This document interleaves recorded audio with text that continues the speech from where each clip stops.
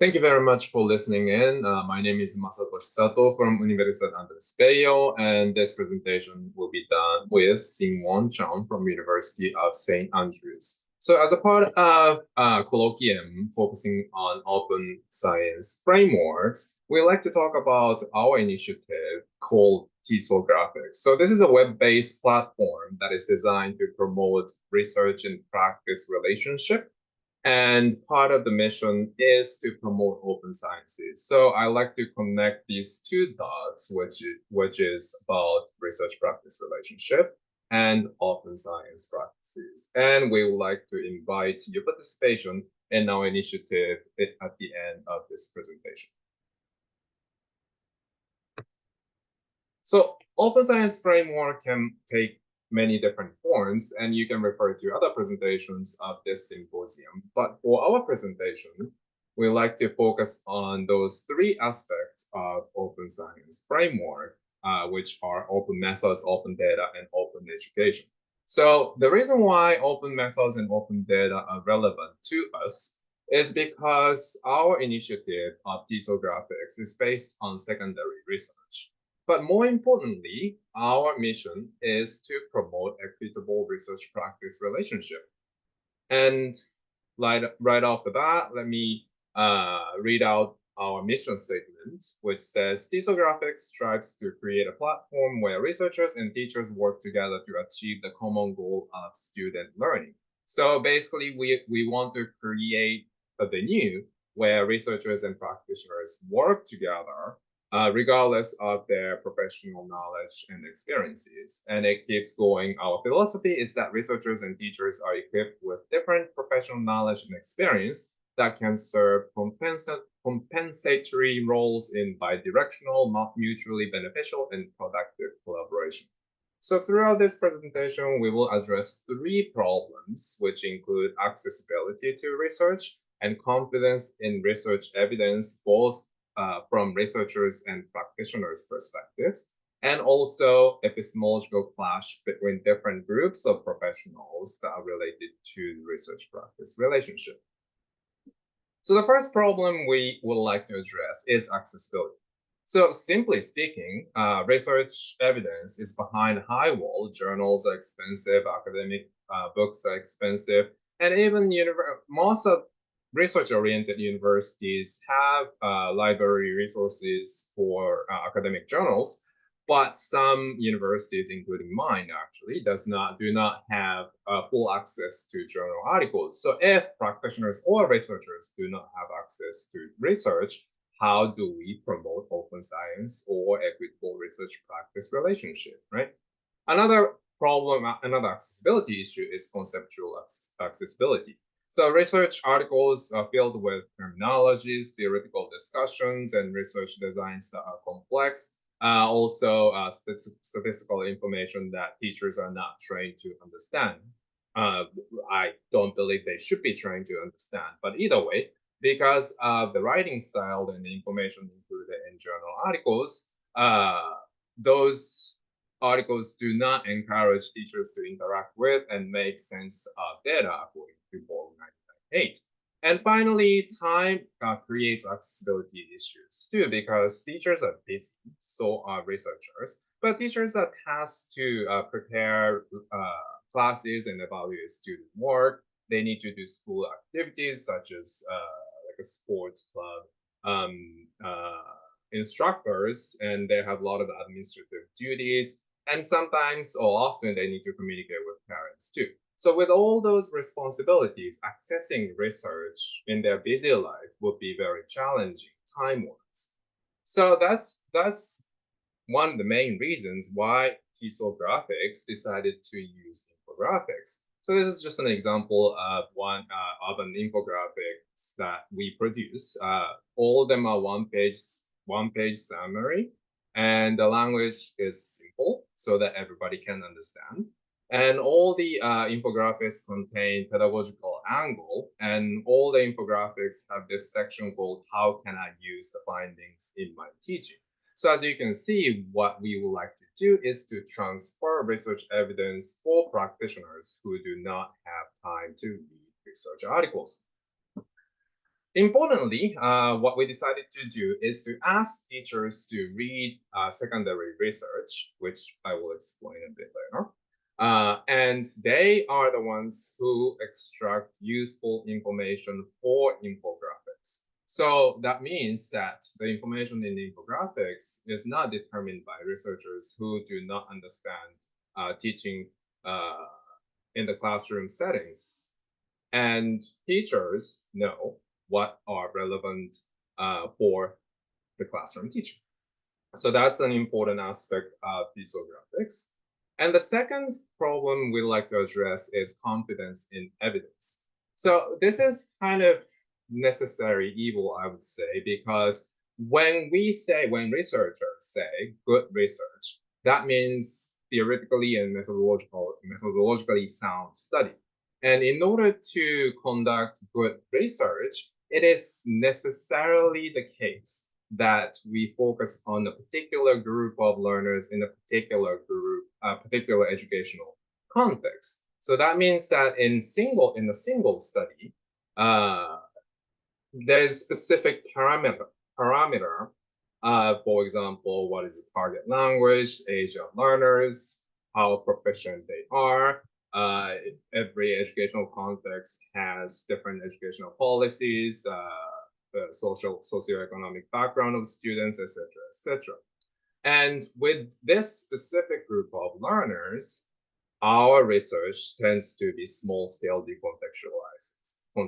decontextualized experimental study. So however, when it comes to the actual classroom practice, teachers are dealing with different things. And often when they read research papers, what they feel is that, well, like this group of learners is completely different from mine, which is understandable. And also, they need to deal with students' needs, they need to follow curricula, they need to follow specific textbook, etc., etc. So with this complexity of classroom teaching, it is understandable that teachers sometimes disbelieve in applied linguistics or educational research in general. So a lot of research of practitioner perceptions have shown that teachers often believe that educational research is pointless and irrelevant. And part of the reason is that each single study is conducted with a specific group of learners in a specific context. So to address this issue, we decided to focus on secondary research. So by definition, secondary research is a collection of multiple studies on a single topic, and it can take different forms, but the most well-known ones include meta-analysis and qualitative research synthesis or narrative review. And importantly, secondary research requires open science framework because if somebody doesn't share like means and standard deviations, you cannot calculate over aggregated impact of specific intervention. It goes the same to qualitative research as well. If somebody does not share how the interview data was collected, then it's difficult to include this study in the narrative review as well. And there are a lot of benefits of secondary research. Like for instance, secondary research tends to be open access in journal articles. It's instead of reading like 100 empirical studies, you can get the gist of general research tendencies, so it saves time. And also, secondary research promotes teacher research as well. But more importantly, I would say that secondary research promotes confidence in research practice and also confidence in each other's professions as well. So from researchers' side, it's sometimes difficult to talk about one single study and give pedagogical implications. And personally, I believe that's a bit risky thing to do because one study may be wrong and the results may be disproven in the future study as well. So with that, secondary research combines hundreds of studies sometimes to find general tendencies in this specific research. So currently we have 130 infographics on different topics, as you can see. So if you have time, please explore our website. The third problem we like to address is epistemological clash between practitioners and researchers. And from researchers' side, we don't have much empirical data as to how researchers perceive practitioners, but from the terms that we use, such as knowledge translation or from research to practice, we can assume that there's some belief amongst researchers that researchers produce knowledge and possess it, while practitioners are recipients and consumers of research findings. And from teachers' side as well, probably or maybe partly because of this researcher's attitude toward practitioners, there has been a lot of evidence of teachers' perceptions as to they do not believe in researchers. They do not believe what researchers have to say to them. For instance, Smagorinsky said that researchers are aloof within the ivory tower, espousing ideals and the principles that govern them. Some interview studies have shown that teachers have doubts about the authenticity of the researchers. Researchers are in their own circle. And a teacher in Tabakoli and Howard study said, I doubt most theoreticians have any understanding of the daily workload teachers face. So as you can see, teachers have a lot of doubt about researchers as a profession too. So what we are trying to do in TESOLgraphics is to dismantle this hierarchical relationship. And we believe that for any effort promoting an equitable research practice relationship needs to start from developing this collaborative mindset. To do that, it's useful to acknowledge a very simple fact that teachers are knowledgeable as well.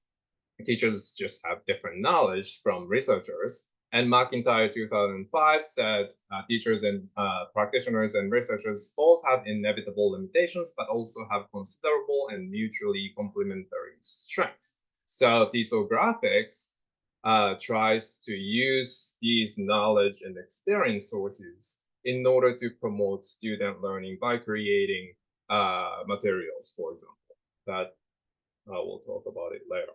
And another important thing is that whether you're a researcher or a teacher, all what we want to do is to discover and implement more effective and efficient teaching method. So if we acknowledge or if we focus on this goal of research and teaching, maybe we can work together more collaboratively. For instance, we have talk shows in TESOLgraphics in which a researcher and a practitioner discuss a specific topic based on an infographic. And what we try to do is not that a researcher interviewing a teacher or a teacher interviewing a researcher, but what we try to do is to promote this friendly chat between two professionals who are concerned about a specific topic of, for instance, pronunciation teaching. So overall, what we are trying to do is to dismantle this directionality of knowledge and experience from research to practice and create bidirectional exchange of knowledge and practice between two groups of professionals or any number of professionals, because research practice relationship involves not only teachers and researchers, but also textbook writers or bloggers or YouTubers or whoever related to the relationship.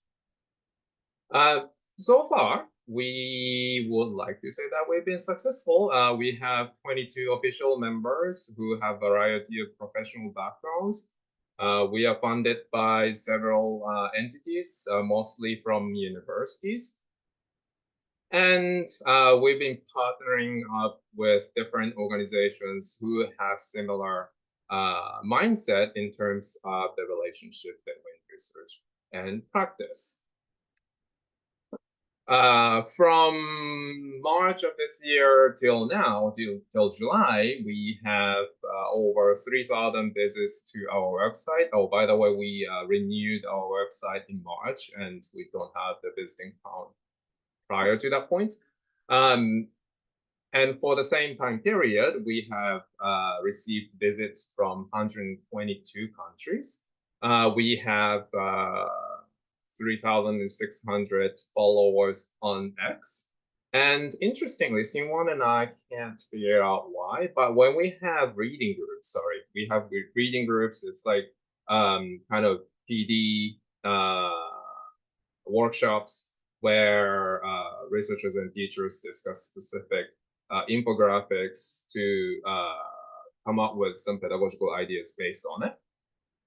But for those reading groups, we have a lot of visitors or a lot of participants from the global south. It's a very welcoming tendency, but we don't know why.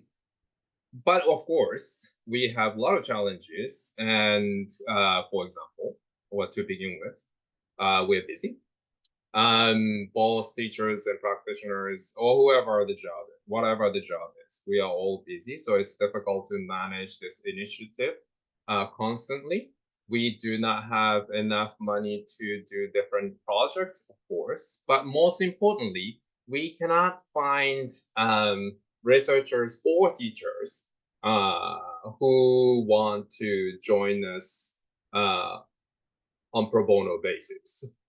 And also, we're having difficult time to include other types of professionals, such as textbook writers. And I think it will be great if there's a politician or politicians from different parts of the world that would make a small change in the world. Another challenge we experience is the removal of epistemological barriers. It's kind of difficult to describe, but I still feel that there's some hierarchical atmosphere that the society designates to researchers and teachers, and we're doing the best to remove this now. Another important future direction or challenge would be to examine the actual impact. So like there are a lot of applied linguists or educational researchers who have initiated projects that translate research to practice.